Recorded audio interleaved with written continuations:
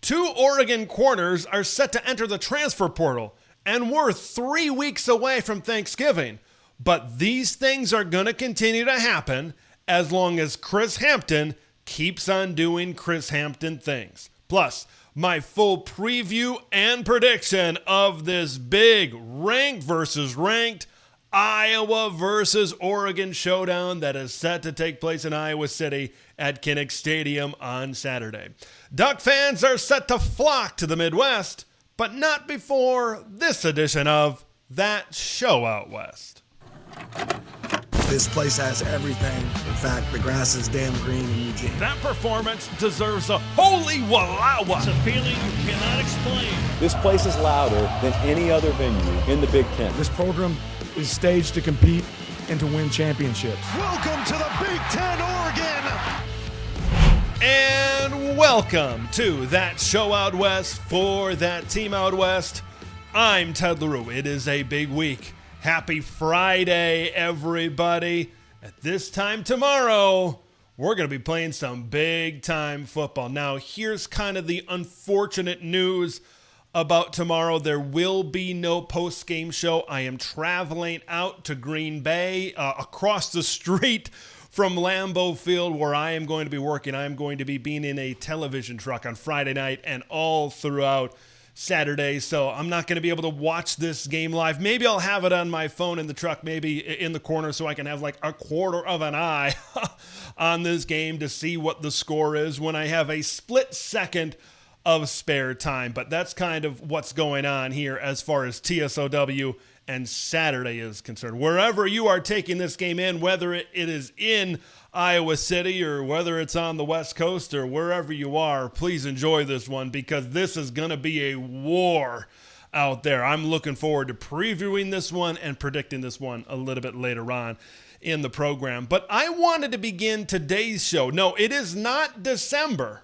It is barely November, and we are talking about the transfer portal. Man, that's how this show started all the way back in January when Jaran Cavalli Sangapulatele went into the portal, and now here we are nearly 1 year later talking about it yet again. I think a lot earlier than people expected to. This week, corners Dakota Fields and Jaleel Florence both announced their intention to enter the transfer portal. They are no longer with this team, and they did it in different ways. Dan Lanning, during his press availability this week, had reactions to both of these.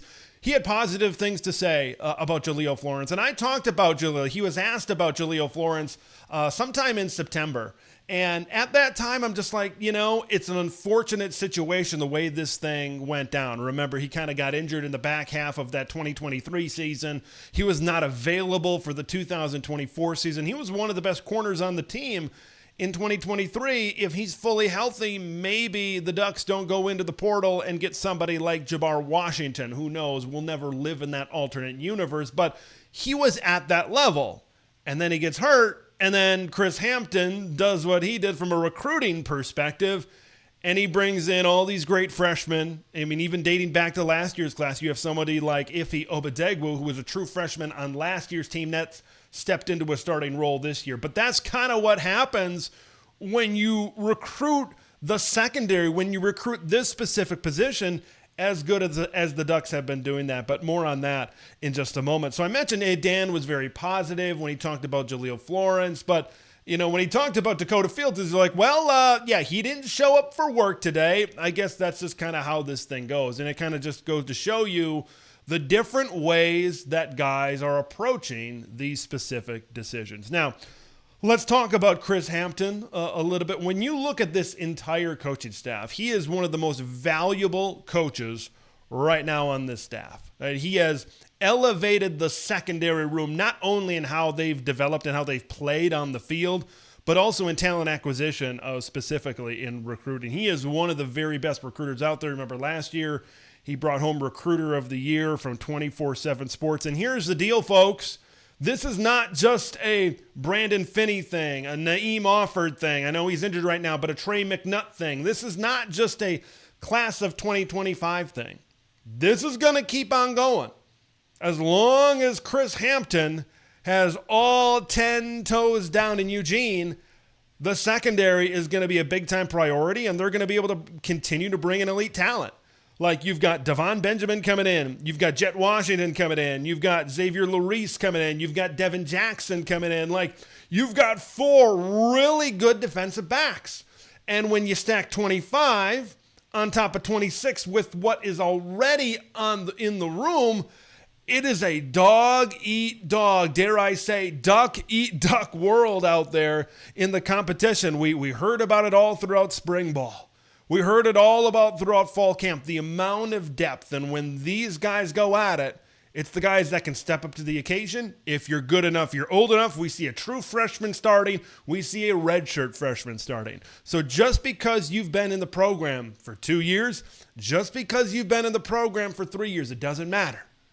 And the guys that are vets that are maybe looking to step up into a starting role, now they're going to look at these guys like with what Finney did this past year. Maybe it's a Devon Benjamin next year. Who knows? Maybe it's Jet Washington at the safety position, right? And then a name I talked about before, you got a guy in Trey McNutt that's supremely talented, a 5-star player that when he gets healthy, whether it's at the end of this season that he gets to play or whether it's next season, that's another piece to the puzzle back there at safety that you need to add to all of this. So if you're a corner, a star, or a safety coming into this program, you got to be ready to compete.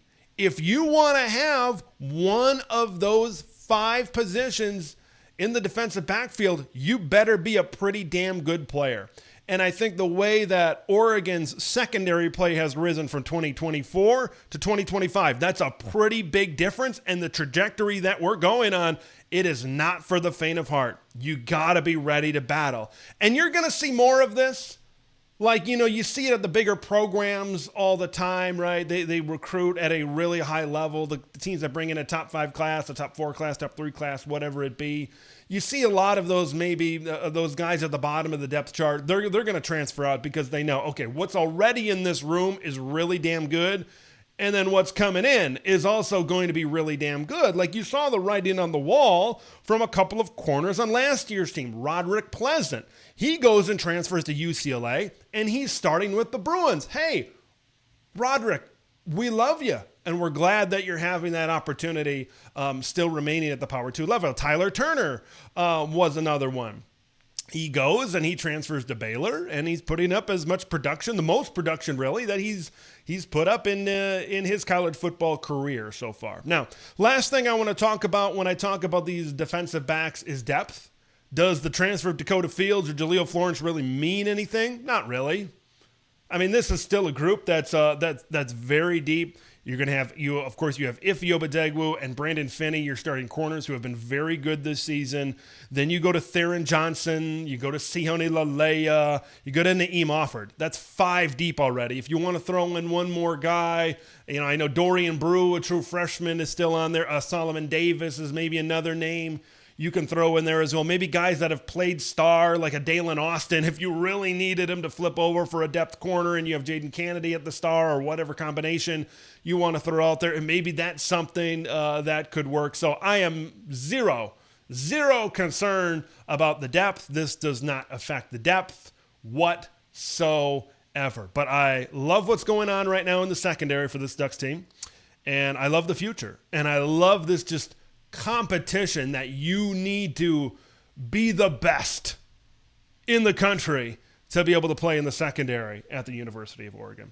All right, let's pivot to this game. Oregon against Iowa. Now, before I preview this game, before I predict this game, you know what time it is. It's time to look at what the Ducks are going to be wearing on the football field at Kinnick Stadium. And they're going with a more traditional-looking uniform in what is going to be a traditional type of game, specifically a traditional Big Ten style of game. So they're wearing the more traditional look of the Generation O uniforms, the white, of course, being on the road, with the green numbers, the yellow trim, you've got the green pants, you've got the green helmet now with the white wings. This is a little bit of a different look. It's not maybe my favorite edition of the wings. I love the chrome wings. I love the yellow wings when they had the green helmet earlier this year. But overall, I can get behind this. I think. And you guys know how much I love color 1, color 2, color 1, and the alternating as you go from head to toe. Man, I love green. I love green. I know maybe some people will be like, where are the school colors? And man, when they really make the green pop on these more traditional uniforms. Something that I thought was really funny about the pictures that you're seeing on the screen for those of you on YouTube right now is you've got the long snapper is the model for this game against Iowa, right? Iowa, of course, majors in special teams, and you've got the special teamer as the model this week for the Ducks. When they played Indiana this year, they had the former Purdue Boilermaker and Dylan Thieneman. It always seems to be like they have a rhyme or reason why they pick a specific player to be the model for a uniform reveal on social media. All right, where does this set in my uniform rankings? I had a tough one with this. I'm not going to lie, but I think here's how I'll break it down. Like I said, the white wings are not the best looking wings. So it was not necessarily a top uniform for me. But I think it is one of the better looking, more traditional Generation O uniforms, but it's not as good as the yellow helmet with the green O that they wore against Northwestern. Even though I prefer green, like the green pants and maybe the green helmet, that helmet with the yellow with the green O it was elite. Absolutely elite. I've got this kind of in the number 4 spot. I could have seen this in a lot of different spots. I could have seen it at 4. I could have seen it at 6, 7. I could have seen it in that area as well. I could have seen it at 8. So I was really bouncing around with a lot of possibilities. But if you look at 5, you look at 6, you look at 7, they didn't have a lot of green in them. And I think I put this one above just because I think the green really pops, and I'm a really big fan of it. So I think this is going to be a pretty good combination. We'll see if it is a winning combination for the Ducks on Saturday. It is time to dive into this matchup. In the past, Iowa Kinnick Stadium has been an environment that has been very difficult for opposing Big Ten teams to go into. Maybe in the past it has been known as a place where ranked Big Ten teams go to die, but maybe it's been a minute since that has been the case. Iowa has lost their last 11 games versus ranked teams.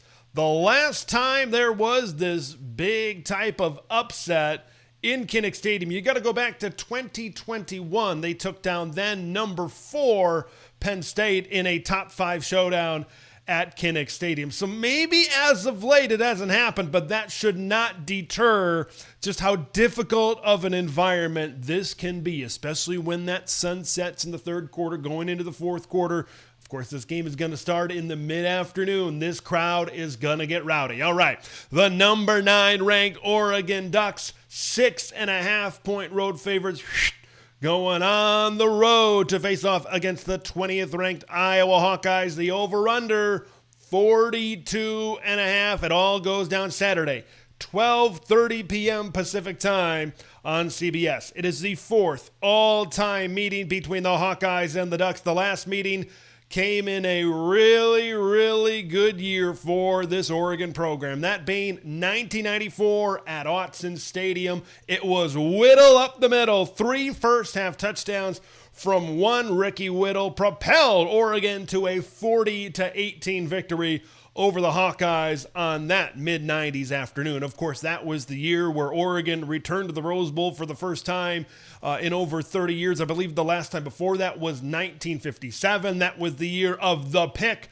from Kenny Wheaton. So I'm sure that's a year that Duck fans are very fond of in the last time that these two teams matched off early in the season. They were actually coming off losses, I think, Hawaii and Utah back-to-back before they beat Iowa and really got things going on their way to a Pac-10 title. Now, when you have a game like this in the Midwest in November, a lot of times the forecast can be a factor.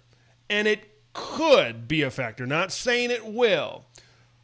Temperatures in the mid-40s, 50% chance of rain, but this is not what the forecast tells us right now. It appears that this is not going to be a monsoon, 15-mile-an-hour wind, 20-mile-an-hour winds, whatever it was in Eugene a couple of weeks ago against Wisconsin, the heavy rain, the swirling, raining sideways. It's not going to be that type of thing. But I will say this. If the rain does fall pretty consistently and the ball is pretty wet and slick and difficult to grip and maybe throw down the field, that can take away a part of Oregon's attack, kind of like it did against Wisconsin.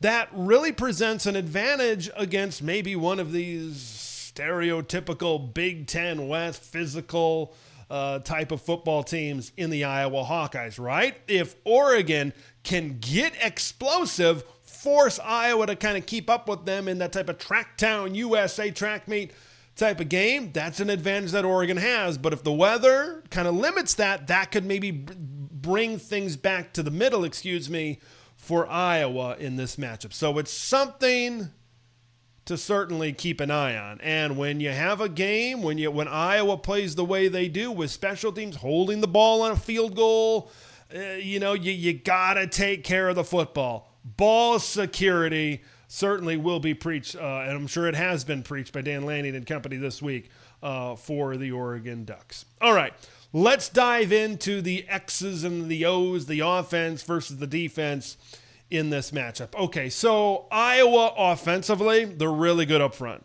They have a veteran offensive line. There are all Big Ten players littered across this group. They are one of, if not the best offensive line in the United States of America. Pro Football Focus has them graded as the second best run blocking unit in the entire country this season. You know what they're going to do. They are going to look to run the football. They are going to look to establish an interior run game. Kamari Moulton, Xavier Williams, Jazian Patterson, and this stable of backs, that's what they want to do. They want to be able to get those 3 yards, get those 4 yards on first down, and it really opens up the rest of the playbook in what they want to do. So, Amari Washington, we're looking at you. Bear Alexander, we're looking at you. We're looking at that defensive line. I said at the beginning, this is going to be a battle. This is going to be a war. Where are wars won? In the trenches. Oregon's interior defensive line, and I'm also looking at you linebackers. This has been a linebacker group. We'll call it inconsistent. Okay, Bryce Betcher, you need to have a good game. You need to be able to read where the run is going, right? You can't be blocked 6 yards down the field, 7 yards down the field. This is an Iowa offensive line. They'll, like a lot of other teams, they'll run that duo concept, and they run that duo concept really well, where one of those offensive linemen, if they initially engage in that double team against Bear, against Amari, and they're able to get that little push, you get to the next level of the linebackers. That's why the linebackers need to take that aggressive first step forward and read the play so they can shed the block instead of like on a duo concept or some of these other concepts getting pushed down the field. They're 5 yards down the field. They're 6 yards down the field. That's where Iowa is going to be able to be successful. If they can get that initial push on the defensive line and they get to the next level at the linebackers. Defensive tackles, nose tackles, you know what I mean, and linebackers need to play a great game for Oregon defensively in this matchup. Now, like I said, you know what you're going to get from Iowa running the football. So if I'm defensive coordinator Tosh Lupoi in this matchup, I also know about the matchup on the perimeter. Ife Obadegwu and especially Brandon Finney against these, let's call it average at best wide receivers. Put those guys on a damn island. Put them out there, bring extra bodies into the box, and look Iowa in the eye and be like, all right, if you're going to beat us, you're going to have to throw the football to beat us. Mark Gronowski, just 4 passing touchdowns this year, 4 interceptions. From a wide receiver standpoint, the Sam Phillips of the world, the Jacob Gills of the world, the Reese Vanderzees of the world. Iowa, 1 wide receiver over 200 yards this season. Just 3 wide receivers over 100 yards. There is no secret of how this team wants to play football. If I'm Tosh, they've run some 3 safety looks. They've run some Tampa 2 looks with Dylan Thieneman kind of as that low safety, high linebacker type of look.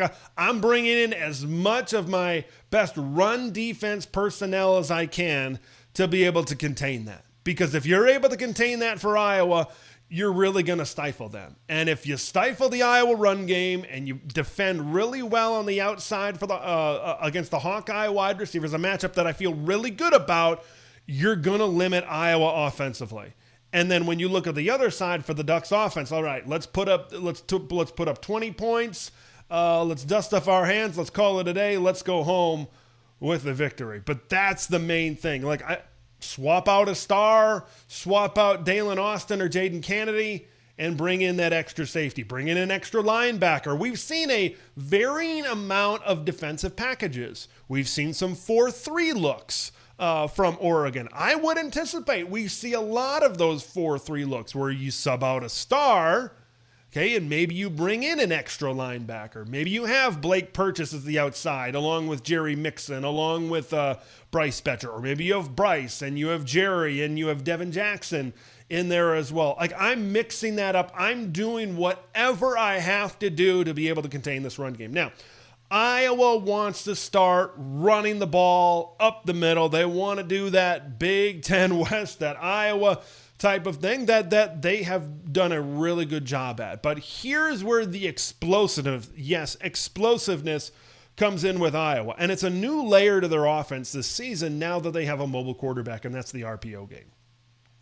That's when you run the ball up the middle, you run the ball up the middle, you run the ball up the middle, you set that up, and then whoosh, Mark Gronowski, who's a very intelligent runner, amongst a lot of guys that aren't defensive linemen for Oregon, he might not win a 40 against a lot of those guys, but he's smart, he's intelligent, he knows the right angles to be able to take. He's played a lot of winning football. Of course, he won the 2 national championships at FCS South Dakota State before coming to Iowa. He has 11 touchdowns on the ground this season. Okay, so because of that, the edges, Matayo Uiagalelei, Tatum Tuioti, they need to be sound because they need to be honest, because a lot of times you run interior run game, it's going to be in your nature to crash down when you do it so many times, and you're going to get in trouble when Mark Gronowski eventually pulls the football. So, Tatum has been really assignment sound. I've said that many times on this show. I'm not worried about him, but this is going to be a big game for Matayo Uiagalelei. Okay, we've seen him kind of climb some mountains. We've seen him kind of go down in the valley a little bit, haven't we? We've seen some good games from Matayo this year. We've seen some games where he's just not really present at all. This is the type of game where you need number 10 to be able to step up, especially against the run. Coming into the year, one of the things that Matayo was really working on was being a better run defender, and we need to see it. You can't see Matayo getting caught in the backfield. You can't, he needs to be able to keep Mark Gronowski to the inside. Just keep him to the inside. That's such a huge part. I'm emphasizing it so much because if you're able to keep his explosiveness to the inside and you're able to, at the very least, create a stalemate at the line of scrimmage, I think that's a formula for success for the Oregon defense. We'll see if Finney and Iffy can do what they're supposed to do. If they, just live up to expectations, it's going to be hard for Iowa, I think, to be able to throw the football. Make them throw. We'll see. All right, next thing, offensively for the Oregon Ducks. Start fast, stay fast, and finish faster. Okay? Defensively for the Iowa Hawkeyes. This is, the biggest compliment that you can give, they're just a Phil Parker defense.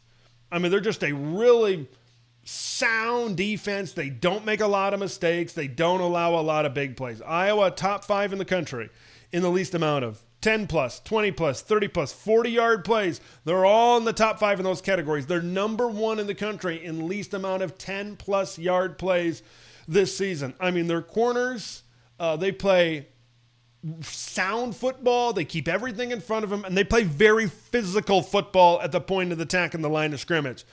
So that's something to keep an eye on. Is Oregon going to be like, hey, they can get a little bit handsy at time. Let's try to maybe draw a few penalties and see if we can get some 15-yard advantages that way. We'll see which way the calls go in this particular matchup. But you need to be aware of that. And I think, if I'm Phil Parker, I'm probably looking at Oregon and I'll be like, all right, let's keep this game in a bottle in a phone booth as much as we possibly can. So if I'm these corners, I'm like, okay, let's be physical. Let's keep everything in front of them. Let's frustrate them at the line of scrimmage. So if I'm Will Stein, I'm like, why not just give them a dose of their own medicine? Okay, we've got a really good run blocking unit. We've got big old boys up front that have proven that they can push some guys around when they really get momentum. Right, and they're allowed to eat up front. They can put it down like it's a Thanksgiving dinner. So Jordan Davison, back-to-back 100-yard games coming into this game. Why not a third? Why not a third for old Agent Zero back there? It's like, all right, you want to play a tough Big Ten-style football game? We can fight. We can scrap. We can throw those types of punches in this particular game. And then when you kind of establish that run, that's when you attack with the passing game. I think this is a game to really start the back half, or the back quarter, I should say, of the season, where it's like, dude, get the ball to your biggest and best playmakers. Get the ball to Kenyon Sadiq. Get the ball to Decorian Moore. I know the Oregon offense is all about feeding the studs. It's all about getting the ball to and diversifying your passing game and trying to have as many options on the field as possible. I get that. I understand it. But at some time, you need to take advantage of the personnel advantages that you have on the field. Dear Lord, Kenyon Sadiq is due for a big game.